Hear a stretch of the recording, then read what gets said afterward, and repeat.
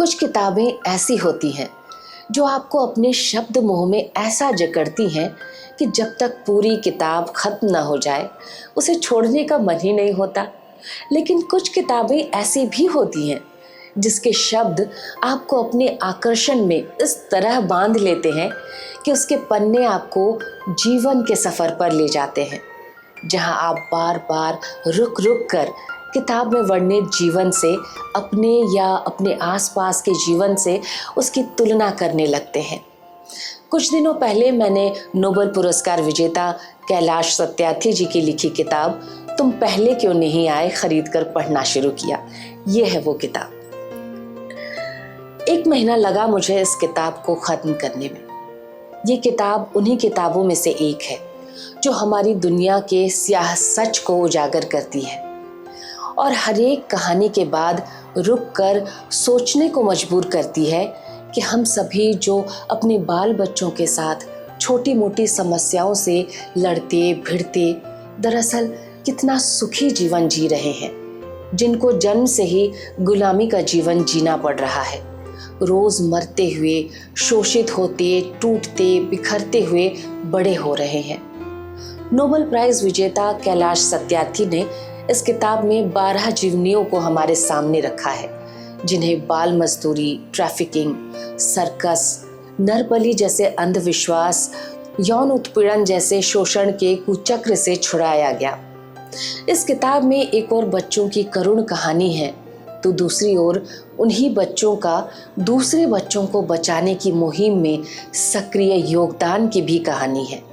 साथ ही इन्हीं बच्चों का विदेश में जाकर अपनी बात कह पाने और रिप्रेजेंटेशन की गर्वित करने वाली घटनाओं का जिक्र भी है। इस किताब में न साहित्यिक भाषा का सौंदर्य है और न ही उपमा अलंकार की सजावट, लेकिन फिर भी तुम पहले क्यों नहीं आए ये किताब पाठक को बांध कर रखने की क्षमता रखती है, क्योंकि बेहद साधारण भाषा में कही गई कथा में बताया गया है कि जन्म से दास्ता के अंधकार में पले बंधुआ मजदूर बच्ची आज़ाद होने के बाद क्यों कहती है तुम पहले क्यों नहीं आए। इसी किताब से कहानी के कुछ अंश मैं आपको सुनाती हूँ। ये कहानी आसमान में छितरे बादलों और उन पर सवार होकर अटखेलियाँ करते एक सपने की है। ये मेरी एक कविता की कहानी है जो कभी उन्मुक्त तो कभी छंदबद्ध होकर मेरे अंतःकरण में कुलबुलाती रहती है। बेशकीमती और सुंदर मखमली गलीचों की यह कहानी बादल से, सपनों से, कविता से, वेदना से भरे अंतःकरण से और जख्मी नाजुक उंगलियों से बुनी गई है। यह एक गंदे तालाब में स्फटिक जैसे खिले हुए कमल की कहानी है जिसे एक जहरीले नाग ने डस लिया था। यह मुजहर टोले से छोटे से आंगन में नीम के पेड़ की और उसके पत्तों और टहनियों से झांकते हुए मेरी आंखों के सामने अस्त हो गए सवेरे के सूरज की सबसे सुनहरी किरण की कहानी है। मेरे यूं ही हाथ मलते रहने और भीतर भीतर कुछ टूट जाने की कहानी है। ये कहानी एक ऐसे बच्चे की है जिसने अमेरिका के राष्ट्रपति को आंखों में आंखें डालकर चुनौती दी थी। ये कालू की कहानी है। इसे लिख पाना मेरे लिए सबसे मुश्किल काम है। कालू अब हमारे बीच नहीं है। वो हमारा सबसे होनहार साथी था जो सिर्फ 23 वर्ष की उम्र में हमसे विदा हो गया था।